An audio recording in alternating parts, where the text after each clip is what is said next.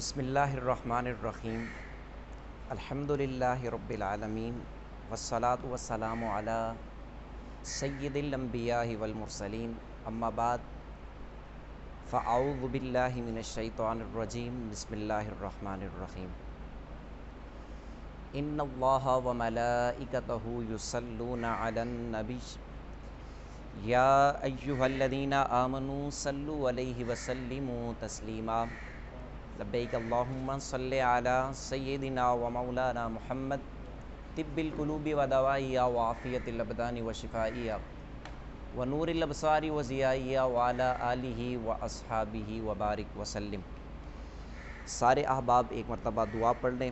اللہم ربی یسر ولا تعسر وتمم علینا بالخیر رب یسر ولا تعسر وتمم علینا بالخیر رب یسر ولا تعسر وتمم علینا بالخیر یا فتاح یا فتاح یا فتاح۔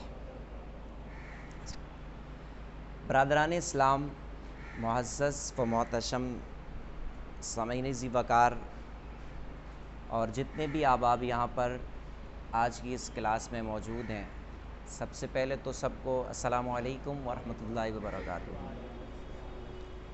چونکہ یہ کوئی محفل یا مجلس نہیں ہے، یہ ایک کلاس ہے اور کلاس روم کی طرح ہم یہاں پر انشاءاللہ چلیں گے، تو سب سے پہلے تو میں نہایت ہی دل سے مبارکباد پیش کرتا ہوں ہمارے بزم دعوت قرآن کے تمام اراکین کو کہ جنہوں نے الحمدللہ الفلاح جامع مسجد کی انتظامیہ کے ساتھ مل کر آج الحمدللہ 10ویں کورس کا آغاز کیا اور انعقاد کیا۔ نہایت ہی مبارکباد کے مستحق ہیں یہ بھی اور مسجد انتظامیہ بھی کہ الحمدللہ یہاں سے دین کا پیغام عام ہو رہا ہے۔ اور اس سے قبل تقریباً بزم دعوت قرآن 9 کورسز کروا چکی ہے مختلف عنوانات پر۔ مختلف علماء کرام، مختلف لیکچرار یہاں پر تشریف لاتے تھے اور وہ اپنے اپنے انداز میں ان کورسز کو کرواتے تھے۔ اس سے قبل عربی بول چال کورس ہوا، پھر اس سے قبل ختم نبوت کورس ہوا، پھر اس سے قبل دیگر کورسز ہوئے ہیں، اور یہ جو ہمارا کورس ہے یہ سیرت اہل بیت اطہار کورس ہے، ٹھیک ہے۔ اس کے اندر تقریباً ہماری 12 کلاسز ہوں گی۔ جو ہمارا طریقہ کار ہوگا وہ آپ سماعت کر لیں۔ دیکھیں، ہر عالم، ہر بندے کا اپنا اپنا طریقہ ہوتا ہے، ٹھیک ہے، اور ہر ٹیچر کا اپنا ایک طریقہ سمجھانے کا ہوتا ہے اور کلاس کو لے کے چلنے کا ہوتا ہے۔ تو ہمارا طریقہ کار یہ ہے کہ ہمارے پاس جو 1 گھنٹہ ہے، سب سے پہلے ہمارا ٹائم ہے 1 گھنٹہ، ٹھیک ہے۔ سب سے پہلے تو آپ نے یہ عہد کر لینا ہے کہ آپ نے ہر کلاس میں آنا ہے انشاءاللہ۔ دیکھیں، ہوتا پتہ ہے کیا ہے، جب بندہ دین سیکھنے لگتا ہے، دین کی معلومات سیکھنے لگتا ہے، تو پھر یہ ہوتا ہے کہ شیطان اس کی طرف آ جاتا ہے۔ کبھی جو ہے وہ کام سامنے آ جاتے ہیں، کبھی سستی سامنے آ جاتی ہے، یار اگلی کلاس میں گیا تھا، چلو آج چھٹی کر لیتا ہوں، اگلی کلاس میں چلے جاتے ہیں۔ تو ہوتا کیا ہے، کرنا کیا ہے، آپ نے اس کے ساتھ فائٹ کرنی ہے، مقابلہ کرنا ہے، کچھ بھی ہو جائے آپ نے کوئی کلاس مس نہیں کرنی، ٹھیک ہے۔ آپ نے آنا ہے اور انشاءاللہ کافی ساری معلومات آپ کو اس حوالے سے، اہل بیت اطہار کے حوالے سے فراہم کی جائیں گی۔ باقی دیگر علماء جتنے بھی آئے وہ تو سینئر تھے، ظاہر ہے میں ایک طالب علم ہوں، ٹھیک ہے۔ تو میں نے حضور محدث کبیر مفتی ضیاء المصطفیٰ اعظمی آپ کے قدموں سے جو فیض لیا ہے انشاءاللہ وہ ڈیلیور کرنے کی کوشش کروں گا، اور جتنا ہو سکا آسان سے آسان انداز میں آپ تک انشاءاللہ اس حوالے سے جتنی بھی معلومات ہے وہ پہنچانے کی کوشش کروں گا۔ اچھا، کلاس میں ہمارا یہ رول ہوگا کہ دوران کلاس میں کسی سے بھی جیسے ایٹینشن لینے کے لیے سوال کر سکتا ہوں کہ میں نے ابھی جیسے ایک چیز سمجھائی، یہ ہیں، جیسے میں نے ان سے میں کہا کہ ابھی جو میں نے سمجھایا وہ آپ بتا دیں، ٹھیک ہے۔ اسی طریقے پر بزرگ ہیں، میں کسی سے بھی کوئی سوال کر سکتا ہوں، اور سوال کرنے کا مقصد یہ نہیں آپ کو نہیں آ رہا کوئی مسئلہ نہیں، مطلب یہ ہے کہ چیک کرنا ہے کہ آپ کی توجہ ہے کہ ہٹ گئی ہے۔ کبھی کبھی ایسا ہوتا ہے کہ بندہ کلاس میں تو بیٹھا ہوتا ہے، ظاہر ہے ہمارا جو ہے وہ ٹیچنگ سے تعلق ہے، تو ہمارے سامنے طلبہ بیٹھے ہوتے ہیں، بظاہر تو وجود ہوتا ہے لیکن دماغ کہیں اور ہوتا ہے، ٹھیک ہے. تو پھر ہوتا یہ ہے کہ پھر جو معلومات دی جا رہی ہوتی ہے وہ اس سے قاصر رہ جاتے ہیں، پھر ان کے ذہن میں وہ چیز آ نہیں سکتی. تو بالکل آپ نے توجہ کے ساتھ رکھنا ہے. تو ہم نے کلاس روم کی طرح جس طریقے پر ہم کلاس میں لے کے چل رہے ہوتے ہیں، کلاس میں ٹھیک ہے پڑھ رہے ہوتے ہیں، لکھ رہے ہوتے ہیں، تو یوں ہی ہم نے اس کورس کو انشاءاللہ کمپلیٹ کرنا ہے. جیسے تقریر وغیرہ ہوتی ہے، خطاب ہوتا ہے، وہاں پر کیا ہوتا ہے کہ 1 گھنٹہ مقرر بولتا رہتا ہے اور عوام کیا ہوتی ہے، جو بھی پبلک ہوتی ہے وہ سنتی رہتی ہے. تو اس سے کبھی ہمارے اساتذہ کہتے تھے کہ سماعت نا یہ بہت زیادہ مشکل ہوتی ہے، سماعت بہت زیادہ مشکل ہوتی ہے. ہم تو بولتے رہیں گے، ہمیں مسئلہ نہیں ہے، لیکن جو سننے والے نا وہ سست ہو جائیں گے. تو آپ کو کوئی سوال پوچھنا ہو تو آخر میں آپ کو وقت بھی دیا جائے گا کہ آپ جو بھی ہمارا ٹاپک جو عنوان تھا، جو آج جیسے ہم جس پہ گفتگو کریں گے، اس حوالے سے اگر آپ کو کوئی سوال کرنا ہو تو آخر میں آپ سوال بھی کر سکتے ہیں، آپ کو ٹائم دیا جائے گا، ٹھیک ہے. اگر یہاں پر ممکن ہوا تو میں یہیں پہ آپ کو جواب دے دوں گا. اگر ایسا ہوا کہ میرے ذہن میں اس وقت جواب نہ ہوا تو میں اپنی ڈائری میں نوٹ کر لوں گا، اگلے درس کے اندر، اگلی کلاس کے اندر میں انشاءاللہ آپ کو جواب دے دوں گا. تو برادران اسلام، سیرت اہل بیت اطہار، ہمارے کورس کا نام کیا ہے؟ آپ یہ یہاں سے لے کر یہ سارے کلاس میں ہیں، ٹھیک ہے، آپ بھی کلاس میں ہیں، آپ یہاں پہ آ جائیں، یہاں پہ بیٹھیں. میں نے کہا نا ہر کسی کا ایک اپنا اپنا طریقہ ہوتا ہے. آپ کو جو ہے وہ جو دیگر علماء آئے تھے ان کا ایک اپنا طریقہ تھا، میرا ایک اپنا طریقہ ہوگا. سب سے پہلے میں یہ ایک سوال کروں گا جو کلاس میں ہیں، ہمارے طلبہ ہیں، ٹھیک ہے، ہمارے بزرگ ہیں لیکن فی الحال جو ہے وہ مجھے اس مسند پہ بٹھا دیا، اگرچہ قابل نہیں ہے، بٹھا دیا تو ظاہر ہے استاد اور شاگرد ایک رشتہ ہوتا ہے. تو میں یہ جو طلبہ ہیں ان سے سوال کر رہا ہوں کہ کون بندہ ایسا ہے جو بتائے گا کہ اہل بیت اطہار یہ کون ہیں، کون لوگ ہیں جو کلاس میں ہیں؟ ان میں سے کوئی بندہ بتا سکتا ہے؟ آسان جواب، نبی پاک کی اہل بیت، ٹھیک ہے. یہ ہمارے ذہنوں میں ہے کہ نبی پاک صلی اللہ علیہ وآلہ وسلم کی جو اہل بیت ہے، یہی تو کہہ رہا ہوں، یہ کون لوگ ہیں؟ سوال ہے میرا، کلاس ہے نا تو کلاس میں اس طرح ہم لے کے چلیں گے، ٹھیک ہے، کیونکہ مین مقصد آپ کے ذہنوں کے اندر اہل بیت اطہار ان کے حوالے سے معلومات، اور آپ کو پتہ ہونا چاہیے کہ اہل بیت کون ہے. اور آج کے درس میں جو آپ کو بتا رہا ہوں کہ ہمارا یہی ہوگا کہ ہم نے یہ جاننا ہے کہ اہل بیت اطہار کے افراد کون ہیں، ان میں کون کون لوگ شمار ہوتے ہیں، ٹھیک ہے، اور اہل بیت کی قرآن کے اور حدیث کے اندر فضیلت کیا ہے، ٹھیک ہے. تو میرا یہ سوال تھا کہ اہل بیت اطہار کے اندر کون لوگ ہیں؟ جی یہ بچہ جواب دے رہا ہے، جی جی.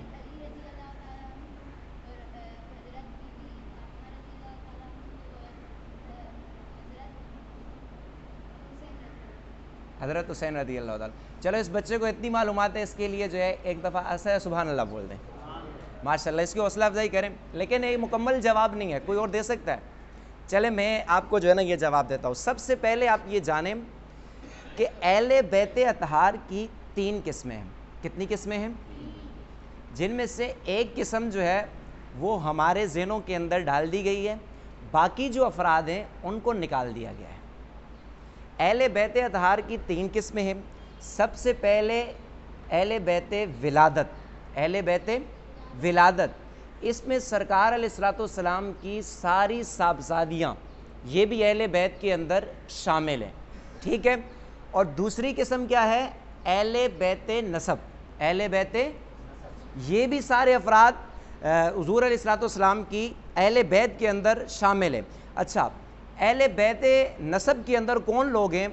نبی علیہ الصلوۃ والسلام کے نسب کے اندر وہ تمام افراد مراد ہیں جن پر صدقہ حرام ہے. ان کے اندر 5 قبیلے ہیں. وہ کون کون سے ہیں 5 خاندان؟ حضرت سیدنا مشکل کشا مولا علی رضی اللہ تعالیٰ عنہ، ان کی اولاد، سیدنا جعفر کی اولاد، اور سیدنا عقیل کی اولاد، اور سیدنا عباس کی اولاد، اور اسی طرح بنو حارث بن عبد المطلب، نبی کریم صلی اللہ علیہ وآلہ وسلم کی تمام ازواج. یہ جو 5 قبیلے میں نے آپ کو بتائے، ان تمام کی جو اولاد ہے یہ بھی نبی علیہ الصلوۃ والسلام کی اہل بیت کے اندر شامل ہے. کتنے ہو گئے قسمیں؟ 2. ایک اہل بیت ولادت، دوسرا اہل بیت نسب، اور تیسرا اہل بیت مسکن.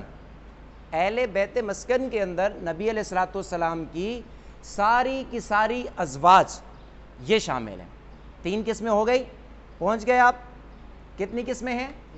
کون کون سی؟ اہل بیت ولادت، اس کے اندر کون لوگ شامل ہیں؟ نبی علیہ الصلوۃ والسلام کی جو اولاد ہے، نبی علیہ الصلوۃ والسلام کی جو اولاد ہے وہ ساری کی ساری اہل بیت کے اندر شامل ہے۔ دوسری قسم کون سی تھی؟ اہل بیت نسب، اس کے اندر میں نے 5 جو ہے نا وہ قبیلے بتائے، ٹھیک ہے، 5 خاندان بتائے۔ آسان جواب اس کا یہ ہے، یہ آپ لکھ لیں، بلکہ جن کے پاس کاپی ہے لکھ لیں۔ ان میں سب سے پہلے حضرت علی رضی اللہ تعالیٰ عنہ کی اولاد،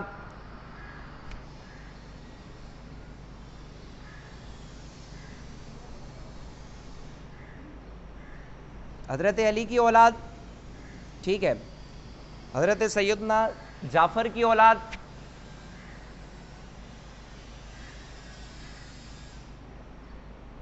نمبر 3 حضرت سیدنا عقیل کی اولاد،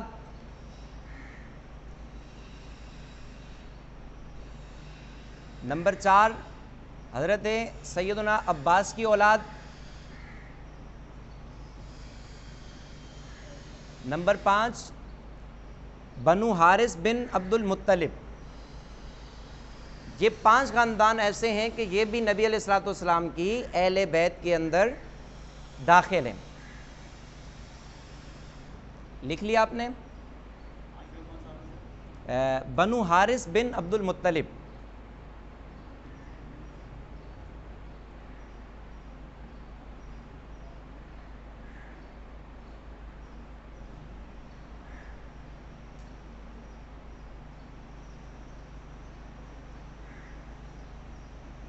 ٹھیک ہے، یہ 5 ہو گئی۔ اب سمجھ آ گیا آپ کو کہ اہل بیت اطہار کی کتنی قسمیں ہیں؟ 3۔ تو یہ سارے کے سارے جتنے بھی لوگ ہیں یہ سارے سرکار علیہ الصلوۃ والسلام کی اہل بیت کے اندر داخل ہیں۔ اس سے قبل ہمارے ذہن میں کیا تھا کہ اہل بیت کے اندر حضرت سیدنا علی المرتضیٰ رضی اللہ تعالیٰ عنہ، حضرت فاطمہ الزہرا رضی اللہ تعالیٰ عنہ، حضرت امام حسن، حضرت امام حسین، یہ لوگ اہل بیت کے اندر شامل ہیں، ٹھیک ہے۔ لیکن اب آپ کو یہ معلومات ملی کہ اہل بیت کے اندر کون کون لوگ شامل ہیں۔ اب آئیں، جو قرآن کریم کے اندر اللہ تبارک و تعالیٰ نے اہل بیت کا تذکرہ فرمایا، ٹھیک ہے، سورہ احزاب میں، ٹھیک ہے، اس میں نبی علیہ الصلوۃ والسلام کی تمام تر ازواج مراد ہیں، ٹھیک ہے۔ وہاں پر جو اہل بیت کا ذکر آیا ہے، وہاں پر اہل بیت سے مراد کون ہے؟ نبی علیہ الصلوۃ والسلام کی ازواج، جتنی بھی ازواج ہیں وہ ساری کی ساری وہاں پر اہل بیت سے مراد ہیں، ٹھیک ہے۔ وہ میں آگے آیت آپ کے سامنے پڑھتا ہوں، ٹھیک ہے۔ اس میں کوئی شک نہیں ہے کہ نبی علیہ الصلوۃ والسلام کی ازواج کو اہل بیت کے اندر کوئی دخل نہیں، بلکہ اولاً جن کا اطلاق قرآن کریم میں اہل بیت پر ہوتا ہے وہ نبی علیہ الصلوۃ والسلام کی ازواج مطہرات ہیں، ازواج، سبحان اللہ۔ اچھا، اب آگے آئیں، جو قرآن کریم کی یہ آیت ہے جس میں اہل بیت کا تذکرہ ہے، اللہ تبارک و تعالیٰ نے یہاں پر یہ سورہ احزاب اور آیت نمبر 32 اور 33 ہے، ٹھیک ہے، یہ پوری ایک لمبی آیت ہے، اور آخر کے اندر جو اللہ تبارک و تعالیٰ نے ارشاد فرمایا، انما یرید اللہ لیذہب عنکم الرجس اہل البیت ویطہرکم تطہیرا۔ یہ قرآن کی آیت ہے جس میں اللہ تبارک و تعالیٰ نے یہ ارشاد فرمایا کہ ماد اللہ تبارک و تعالیٰ آپ کی اہل بیت سے ہر قسم کی ناپاکی اور ہر قسم کی گندگی کو دور کر کے ان کو خوب صاف اور ستھرا کرے گا، ٹھیک ہے۔ یہاں پر یہ اہل بیت کا ذکر آ گیا۔ اب یہاں جو گزشتہ جتنی بھی پیچھے جو تذکرہ چلا ہوا آ رہا ہے، جو آیت کریمہ ہے جو قرآن میں، ٹھیک ہے، وہاں پر سارا کا سارا ذکر نبی علیہ الصلوۃ والسلام کی ازواج کا ہو رہا ہے۔ کن کا ہو رہا ہے؟ نبی علیہ الصلوۃ والسلام کی ازواج کو ہدایات دی جا رہی ہیں کہ آپ یہ کرو، یہ کرو، یہ کرو۔ پھر اللہ تبارک و تعالیٰ نے آخر میں فرمایا کہ آپ یہ سارے کام کرو۔ پھر اللہ تبارک و تعالیٰ یہ جب کرو گے تو کیوں کرو، یہ ہدایات کیوں دی گئی؟ تاکہ اللہ تبارک و تعالیٰ آپ سے ہر قسم کی گندگی، ہر قسم کی ناپاکی کو دور کر دے اور اللہ تبارک و تعالیٰ آپ کو خوب صاف ستھرا کر دے، ٹھیک ہے۔ اب اگر کوئی بندہ عربی کی تھوڑی سی بھی سمجھ بوجھ رکھتا ہو تو وہ یہاں پر بلا خوف بلا حرج بلا کسی دلیل کی یہی کہے گا کہ یہاں پر جو اہل بیت ہے، اہل بیت کا ذکر ہے، یہاں پر اہل بیت سے مراد نبی علیہ الصلوۃ والسلام کی ازواج ہے، نبی علیہ الصلوۃ والسلام کی ازواج ہے، ٹھیک ہے۔ اب جب یہ آیت کریمہ نازل ہوئی، ٹھیک ہے، اس کے بعد نبی علیہ الصلوۃ والسلام نے، یہ حدیثوں کے اندر ثابت ہے، حدیثیں ہیں اس میں، نبی علیہ الصلوۃ والسلام حضرت علی، حضرت فاطمہ، حضرت امام حسین، حضرت امام حسن، آپ نے ان کو اپنی چادر کے اندر لیا، ٹھیک ہے، اور ان کے اوپر چادر اوڑھی، اور نبی علیہ الصلوۃ والسلام نے فرمایا کہ یا اللہ یہ میری اہل بیت ہے، یہ میری اہل بیت کے لوگ ہیں، اور ان سے ہر قسم کی گندگی کو دور فرما دے۔ اب نبی علیہ الصلوۃ والسلام نے یہ حدیث مبارکہ میں کہا کہ میری یہ اہل بیت ہیں، تو بعض لوگوں نے فقط ان کو اہل بیت کہا کہ نبی علیہ الصلوۃ والسلام نے وہ دلیل یہ دیتے ہیں کہ نبی کریم صلی اللہ علیہ وآلہ وسلم نے چادر کے اندر چونکہ انہی افراد کو رکھا تھا اور فرمایا تھا کہ یہ میری اہل بیت ہیں، تو اس سے ثابت ہوا، یہ دلیل دیتے ہیں کہ اس سے ثابت ہوا کہ اہل بیت کے اندر فقط یہی لوگ شامل ہیں، باقی کوئی بھی اہل بیت کے اندر شامل نہیں۔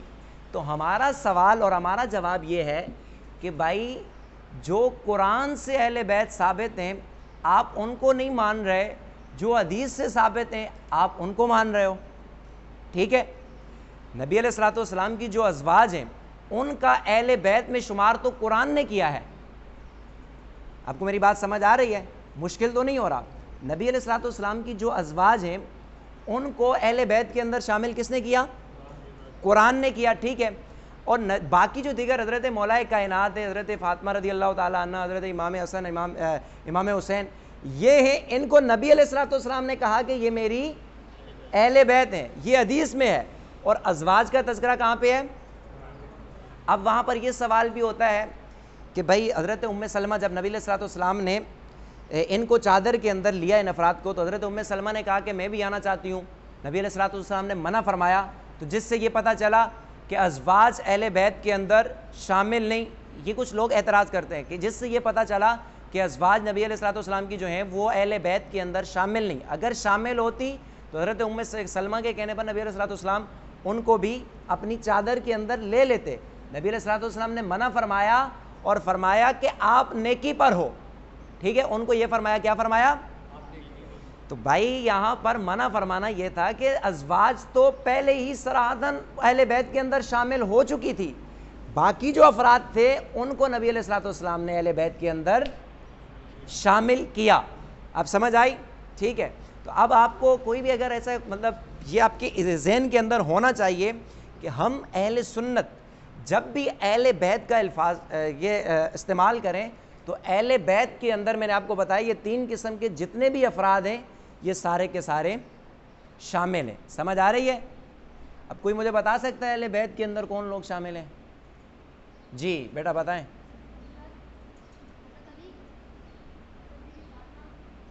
ٹھیک ہے، ٹھیک ہے، اس کے علاوہ نبی علیہ الصلوۃ والسلام کی جتنی بھی بیویاں ہیں، جتنی بھی ازواج ہیں وہ ساری بھی اہل بیت کے اندر شامل ہیں، اور اسی طرح نبی علیہ الصلوۃ والسلام کی جتنی صاحبزادیاں ہیں وہ سب بھی اہل بیت کے اندر شامل ہیں، ٹھیک ہے۔ اب فقط ان پانچ کو شامل کر کے دیگر جتنے بھی افراد ہیں ان کو نکال دینا یہ تو ظاہر ہے پھر قرآن کے خلاف جانا ہے، کیونکہ قرآن نے جن کو شامل کیا ان کو اگر کوئی بندہ نکال دے تو پھر وہ قرآن کو کیسے مان رہا ہے؟ آپ سمجھ رہے ہیں میری بات؟ ٹھیک ہے۔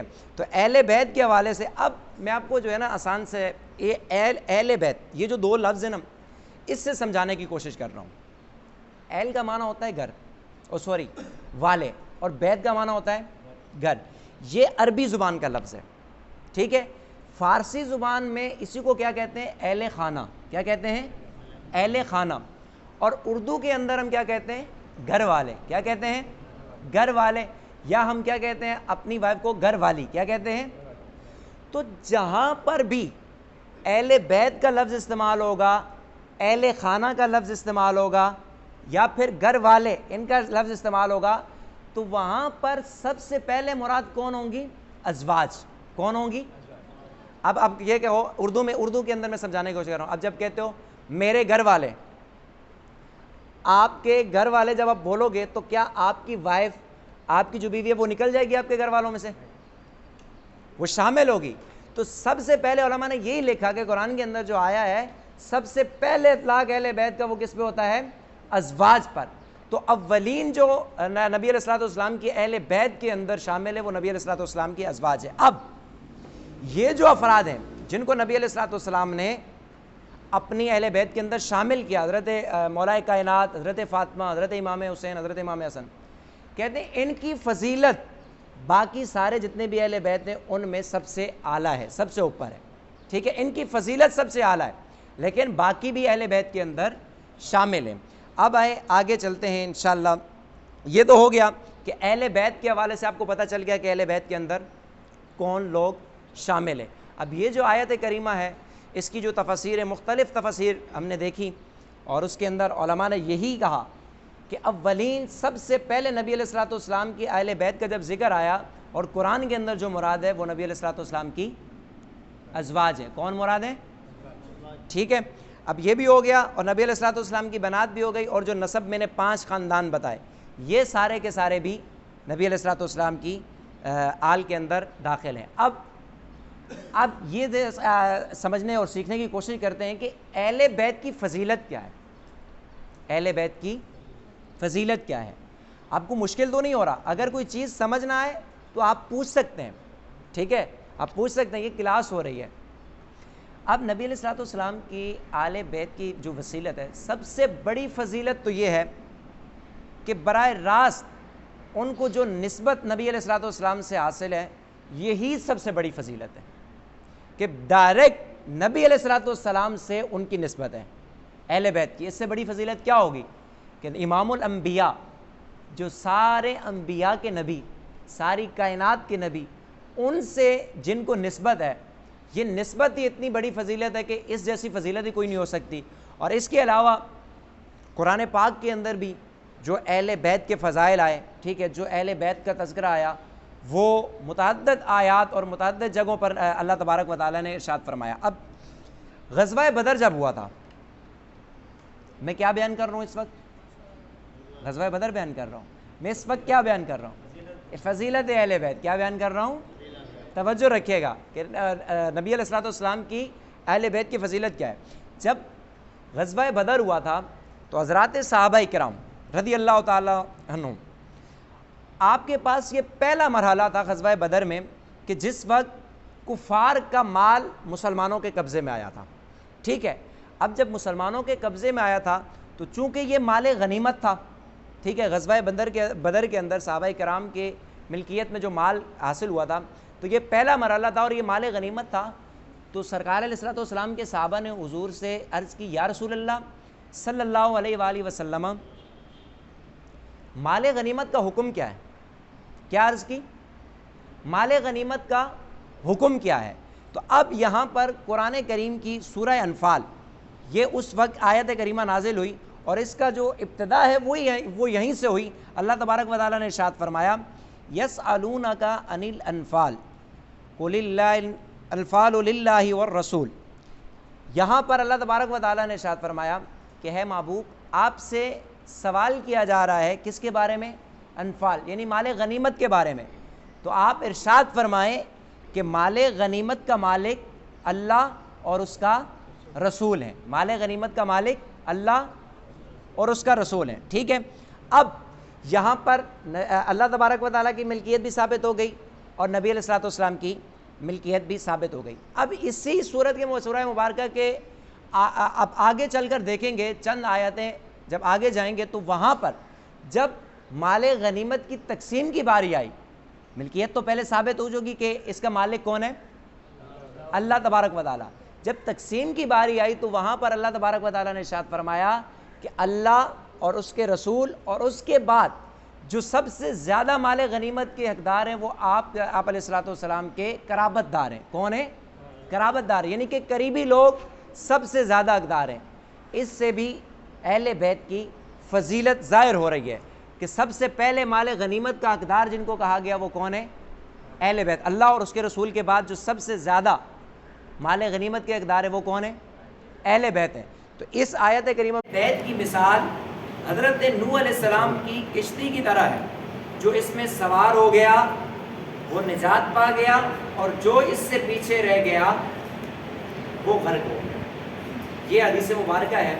اس حدیث مبارکہ سے بھی نبی علیہ الصلوۃ والسلام کی اہل بیت کی فضیلت خوب ظاہر ہو رہی ہے کہ یہ نوح علیہ السلام کی کشتی کی مثل اہل بیت کو قرار دیا گیا۔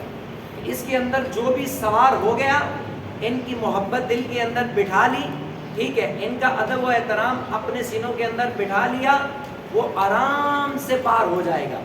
لیکن جو اس سے پیچھے رہ گیا، کشتی کو چھوڑ دیا جس نے، وہ کیا ہو گیا؟ غرق ہو گیا۔ تو اہل بیت کی محبت یہ ہر مسلمان کے ایمان کا حصہ ہے، اور الحمدللہ ہم نبی علیہ الصلوۃ والسلام کی اہل بیت سے بھی محبت کرتے ہیں، اور نبی علیہ الصلوۃ والسلام کی ساری اہل بیت سے محبت کرتے ہیں۔ نبی علیہ السلام کی ساری اہل بیت سے محبت کرتے ہیں، اور انشاءاللہ ہم کرتے رہیں گے، اور اہل سنت ہیں ہم الحمدللہ۔ نبی علیہ الصلوۃ والسلام کی اہل بیت کی محبت ہمارے ایمان کا حصہ ہے۔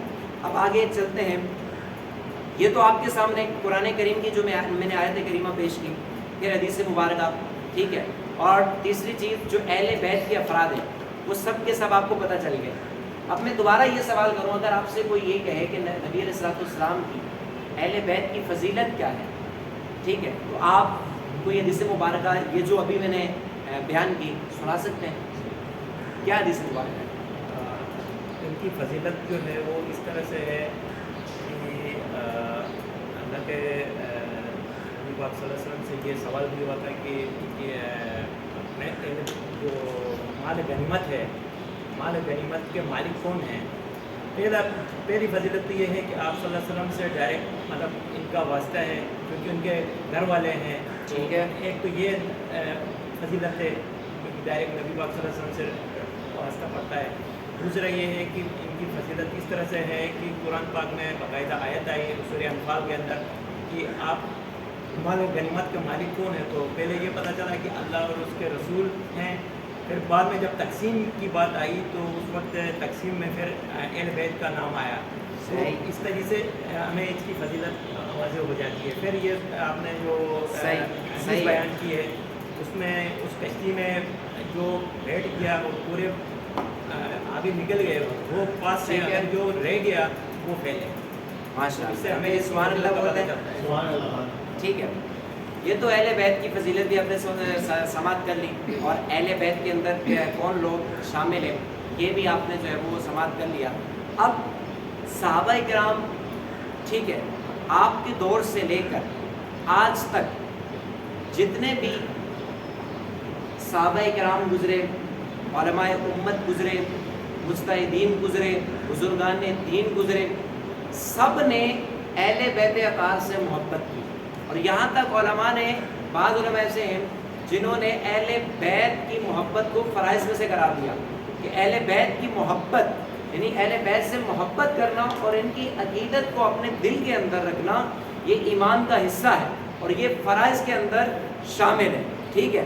اسی طرح یہ اب چند کتابوں کے میں آپ کے سامنے جو ہے وہ حوالے دے رہا ہوں جس کے اندر علماء کرام نے اہل بیت کی محبت کو فرض قرار دیا اور بڑی اہمیت جو ہے وہ انہوں نے ذکر کی ہے۔ ابن ابی شیبہ، احمد، ابن جریر، ابن منذر، ابن ابی حاتم طبرانی اور اسی طرح دیگر کتابوں کے اندر نبی علیہ الصلوۃ والسلام کی اہل بیت کی محبت کو جو ہے بڑا اجاگر کیا گیا ہے، اور اس کا حکم دیا گیا ہے کہ نبی علیہ الصلوۃ والسلام کی اہل بیت سے محبت کی جائے، اور یہ ایمان کا حصہ ہے، اور ہم الحمدللہ نبی علیہ الصلوۃ والسلام کی اہل بیت سے محبت کرتے ہیں، ٹھیک ہے۔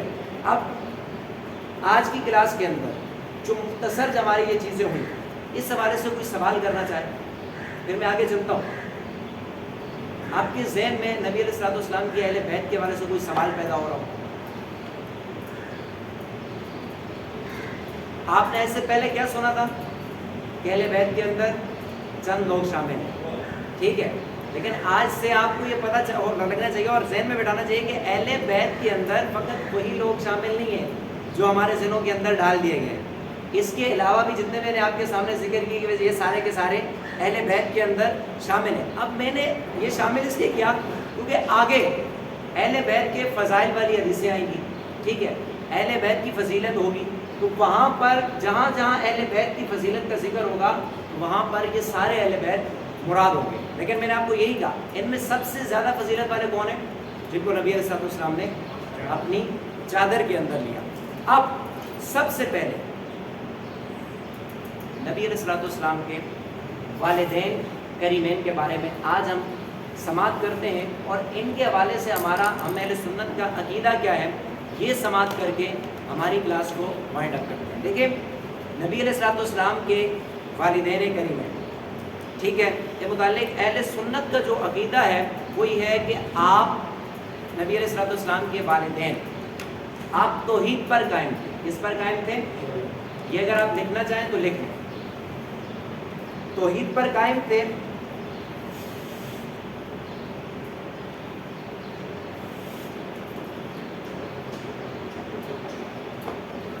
اور نبی علیہ السلام کے والدین جنتی ہیں۔ نبی علیہ السلام کے والدین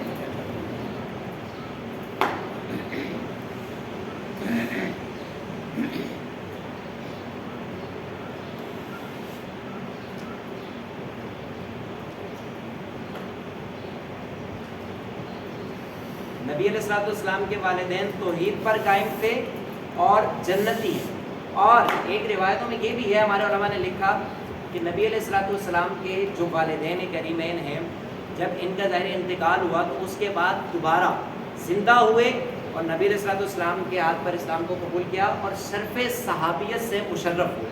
یہ بھی قول ملتا ہے، لیکن یہ بھی قول کہ سب سے اصح یہ ہے کہ نبی علیہ السلام کے جو والدین تھے وہ توحید پر قائم تھے۔ اس کو سیدی اعلیٰ حضرت شاہ امام محمد رضا خان رضی اللہ تعالیٰ عنہ آپ نے کثیر احادیث سے ثابت کیا۔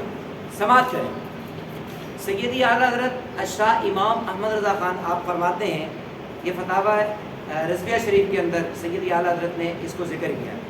آپ فرماتے ہیں کہ بہقی، ابن عساکر اور اس طرح دیگر مفسرین نے رسول اللہ صلی اللہ علیہ وآلہ وسلم کی اس حدیث کو نقل کیا کہ رسول اللہ صلی اللہ علیہ وسلم فرماتے ہیں کہ آپ نے اپنا نسب بیان کیا، اور نسب یوں بیان کیا کہ میں محمد ہوں بن عبداللہ بن عبد المطلب بن ہاشم بن عبد مناف بن قصی بن کلاب بن مرہ بن قاب بن لوئی بن غالب بن فار، یوں کر کے نبی علیہ السلام نے حدیث کے اندر پورا اپنا نسب بیان کیا۔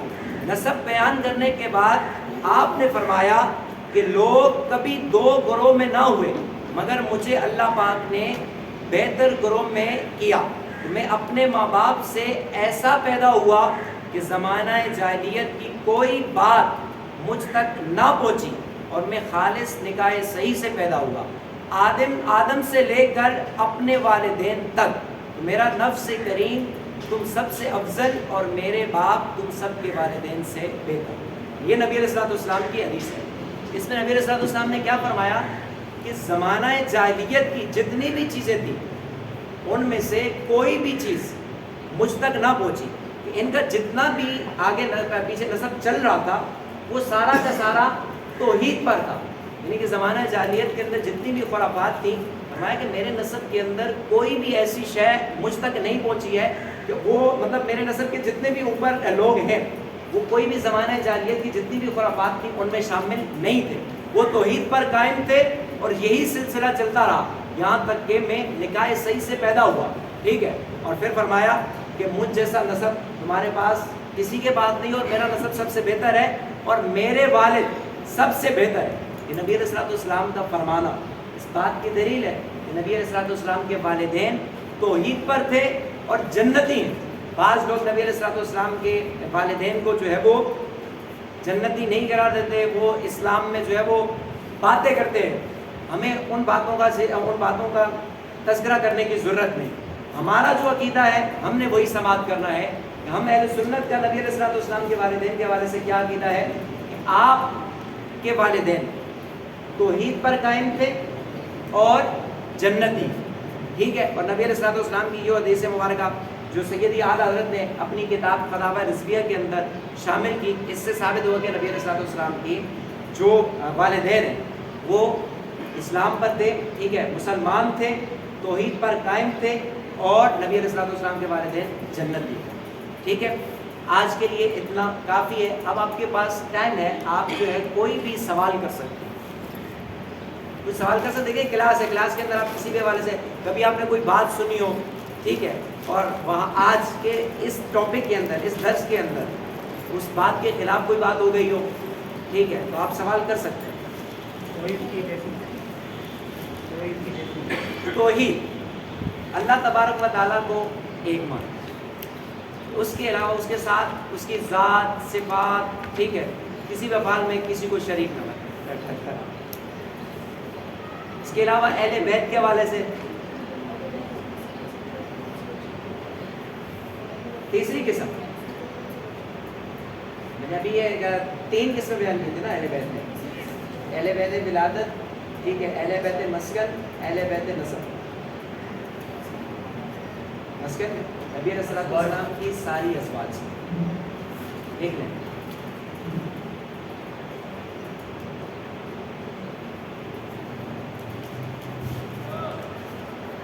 اس کے علاوہ کوئی سوال؟ جی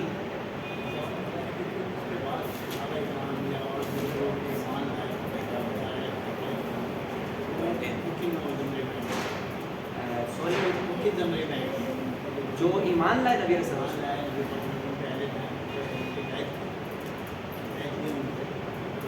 وہ تو جیسے صحابہ ہے نا، صحیح ہے، صرف صحابیت میں شامل ہے، ٹھیک ہے، وہ اہل بیت میں داخل ہیں، اہل بیت میں یہی لوگ داخل ہیں۔ ہاں اب یہ سوال جواب کا سوال ہے کہ کیا اور کوئی نبی علیہ الصلوۃ والسلام کی ان کے علاوہ اہل بیت کے اندر داخل ہو سکتا ہے؟ لیکن نبی علیہ الصلوۃ والسلام نے حضرت سلمان فارسی ہیں، حضرت واصلہ ہیں، صحابی رسول، ان کو پکڑ کر ان کو یہ کہا تھا کہ یہ میری اہل بیت کے اندر شامل ہے۔ تو یہاں پر علماء نے لکھا کہ حقیقتاً یہ اہل بیت کے اندر شامل نہیں ہے، حکماً یہ اہل بیت کے اندر شامل ہے۔ کیوں؟ کیونکہ نبی علیہ الصلوۃ والسلام نے خود ان کے بارے میں فرمایا کہ یہ میری اہل بیت ہے۔ حقیقتاً جو میں نے آپ کو 3 قسم بیان کی نا، وہ نبی علیہ الصلوۃ والسلام کے اہل بیت کے اندر شامل ہے۔ حضرت سلمان فارسی ہیں، حضرت واصلہ، یہ صحابی رسول ہے، اور ان کو نبی علیہ الصلوۃ والسلام نے فرمایا کہ یہ میری اہل بیت میں سے۔ وہ تو تھا، ہاں، اب ظاہر ہے وہ نبی علیہ الصلوۃ والسلام نے جن کو فرمایا تھا وہ شامل ہے، وہ بھی حکماً ہے، ٹھیک ہے۔ اب ان کی جتنی بھی اولاد ہے جو میں نے آپ کو بتائی، یہ ساری اہل بیت کے اندر شامل ہے۔ جو 5 میں نے آپ کے سامنے کبھی کا ذکر کیا، ان کی جتنی بھی اولاد چلتی ہوئی آ رہی ہے نبی علیہ الصلوۃ والسلام کے اہل بیت میں، گھر والوں میں۔ اس کے علاوہ کوئی سوال؟ آپ کو کوئی سوال؟ اچھا، آج ہماری پہلی کلاس تھی، تو میں ظاہر ہے یہاں پر ایک کلاس ہے، تو آپ کچھ ایسا مطلب کہنا چاہیں گے اگلی کلاس کے اندر یہ چیز ہونی چاہیے، یا آپ کو مشکل تو نہیں لگا؟ مختصر میں نے اس لیے رکھا، میں نے کہا پہلی کلاس ہے، اگر 1-1.5 گھنٹے کا ہم دیں گے، ٹھیک ہے، ہم ٹائم اوپر لے جائیں گے تو آپ پہلی کلاس میں سست ہو کے دوسری کلاس میں کہیں گے یار نہیں، علامہ صاحب نے اتنا بٹھا لیا تھا تو اب ہم نہیں جا رہے۔ میں نے مختصر اس لیے رکھا، میں نے کہا صرف چند چیزیں آپ سمجھ لیں، انشاءاللہ اگلا جو ہمارا ٹاپک ہوگا اس میں اگلے اتوار کو تفصیل کے ساتھ ہماری گفتگو ہوگی انشاءاللہ، ٹھیک ہے۔ اور کسی کو کوئی سوال کرنا ہو، کوئی بات کرنی ہو کلاس کے حوالے سے؟ اصل میں میرا مزاج پتہ ہے، ہمارے عمران بھائی جو بزم دعوت قرآن کے ہیں ماشاءاللہ، ان سے ہمارا ایک اچھے مراسم ہے۔ میرا مزاج یہ ہوتا ہے کہ میں مطلب آپ کو ساتھ لے کے چلتا ہوں، ہوتا یہ ہے کہ میں بولتا رہوں گا نا، آپ کر کے جیسے سنتے رہیں گے، پھر کیا ہوگا کہ آپ تھوڑی دیر تو میرے ساتھ رہیں گے، تھوڑی دیر بعد آپ غائب ہو جائیں گے، آپ کے وجود تو میرے ساتھ ہوگا لیکن ذہن کہیں اور ہوگا۔ تو ایسے جیسے ہم چلتے رہیں گے نا، اگلی کلاس سے ہمارے بورڈ پہ، اور میں پورا ایسے کوشش ہوگی کہ کلاس کے اندر جیسے ہم ٹیچنگ کر رہے ہوتے ہیں ایسے کلاس کو سمجھایا جائے انشاءاللہ۔ یہ جو کورس ہے اس سے ریلیٹڈ کوئی مٹیریل ایسا ہے جو؟ کتابیں ہیں، میں انشاءاللہ آپ کو بتا دوں گا۔ آسان کتاب ہے سیرت رسول عربی، آپ یہ جو ہے نا حاصل کر سکتے ہیں۔ سیرت رسول عربی کا آپ جو ہے نا مطالعہ کریں اس حوالے سے۔ کورس کے اندر تو ظاہر ہے ایسی چیزیں میں وہ لے کے آؤں گا جو ایک نہیں بہت ساری کتابوں سے ہم چھان بین کر رہے تھے کہ یار یہ حدیث مبارکہ ہے، ٹھیک ہے، اس کی پھر جو ہے وہ تشریح علماء نے کیا لکھی ہے، اس عالم نے کیا لکھی ہے، اس عالم نے، دیگر علماء کی پھر ہم خلاصہ لے کر آ رہے ہوتے ہیں۔ لیکن آپ کے لیے جیسے اگر آپ مطالعے کا شوق رکھتے ہیں تو آپ کو میرا مشورہ یہی ہے کہ سیرت رسول عربی کا مطالعہ کریں۔ یہ ایک کتاب ہے، مارکیٹ کے اندر مل جاتی ہے، اس کا مطالعہ کریں گے نا رسول اللہ صلی اللہ علیہ وسلم کی سیرت کے حوالے سے، آپ کے خاندان کے حوالے سے بھی کافی معلومات آپ کو فراہم ہو جائیں گی وہاں سے، اور دیگر انشاءاللہ جو ہماری کلاسیں ہوں گی ان کے اندر بھی ہمارا مین مقصد پتہ کیا ہے کہ اہل بیت اطہار، ان کی فضیلت، ان کی عظمت یہ ہمارے ذہنوں کے اندر ہونی چاہیے، اور دنیا کا سب سے جو عالی خاندان ہے، سب سے بڑا خاندان ہے، کم سے کم ان کے بارے میں معلومات تو ہمارے ذہن کے اندر ہونی چاہیے۔ اپنے نبی علیہ السلام کے خاندان کے کون لوگ ہیں، آپ کے اہل بیت میں کون لوگ ہیں، ان کے فضائل کیا ہیں، ان کی زندگیاں کیسے گزری، یہ تو ہمارے ذہن کے اندر کم سے کم ہونا چاہیے۔ جب یہ ساری چیزیں ہمارے ذہن میں آئیں گی تو پھر انشاءاللہ نبی علیہ السلام کی محبت، آپ علیہ السلام کے اہل بیت کی محبت جو ہم کرتے ہیں یہ مزید پختہ ہو جائے گی۔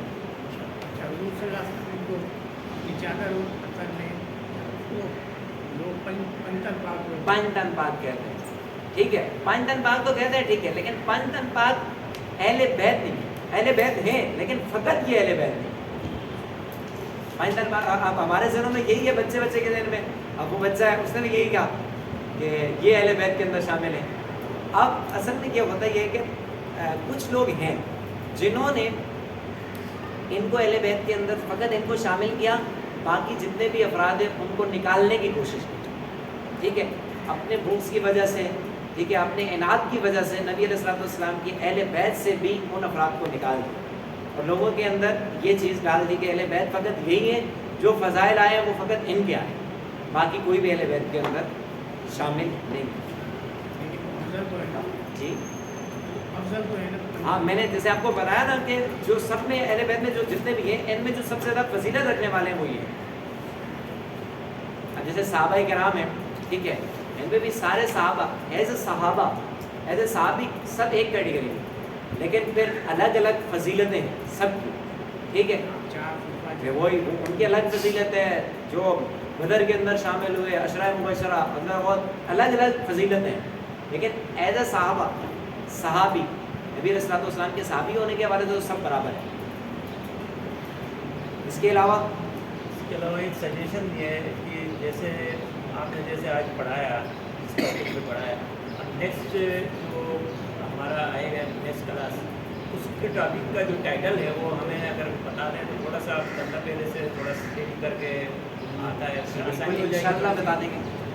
میں بھی ابھی آپ کو بتا دیتا ہوں کہ نیکسٹ ٹاپک ہمارا کیا ہوگا۔ جی ایک منٹ اس سے تھوڑی سی، جی بالکل، ظاہر ہے آپ بھی جیسے اگر ہو سکے تو معلومات جیسے کتاب سے پڑھ کر، یا آپ کوئی سوال کرنا چاہیں، کوئی چیز سمجھ میں نہ آئے، بالکل بتا دیں۔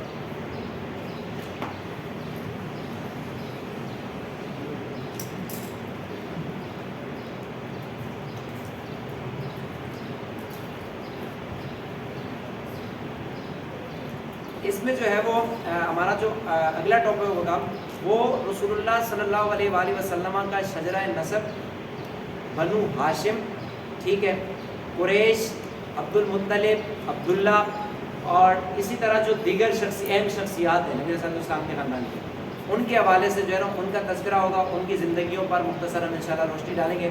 اسی طرح جو نبی علیہ السلام کی صاحبزادیاں ہیں، ٹھیک ہے، ساری صاحبزادیاں، وہ ہم کوشش کریں گے کہ وہاں پر جو ہے نا ان کی سیرت، کردار اور ان کے جو فضائل ہیں وہ بھی اگلی کلاس کے اندر ہم انشاءاللہ شامل کرنے کی کوشش کریں گے۔ اگر ٹائم نہ بچا تو پھر ہم جو بھی مواد ہمارے پاس جو چیزیں رہ جائیں گی وہ ہم اگلی کلاس کے اندر لے جائیں گے، ٹھیک ہے۔ آج میں نے مختصر اس وجہ سے رکھا ہے کہ میں نے کہا پہلی کلاس کے اندر آپ جو ہے نا وہ فرسٹ ہوتا ہے، اور جو ہے نا پہلے میں یار بہت لمبا ہو گیا، ٹھیک ہے، تو مختصر رکھ کے میں نے کہا آپ سے بات چیت کروں تاکہ آپ کے ذہن پڑھوں، اس کے بعد پھر ہم اس طریقے پر آگے لے کے چلیں۔ انشاءاللہ مجھے امید ہے کہ سب کا آئیں گے بھی، اور مزید اور لوگ بھی آئیں گے انشاءاللہ۔ یہ دیکھیں آپ کی بزم دعوت قرآن ہے، ٹھیک ہے، انہوں نے جتنے بھی کورسز کروائے اور جو کورس کروا رہے ہیں آپ لوگوں کے ساتھ مل کے یا کوئی پلیٹ فارم دے رہے ہیں، ٹھیک ہے، آپ ان کے ساتھ رہیں، جڑے رہیں، اور انشاءاللہ جیسے آپ کو یہ کورس ختم ہوگا تو ایک بڑا ذخیرہ آپ کے ذہن کے اندر آئے گا، اور نیکسٹ جو کلاس ہوگی اس کا تھوڑا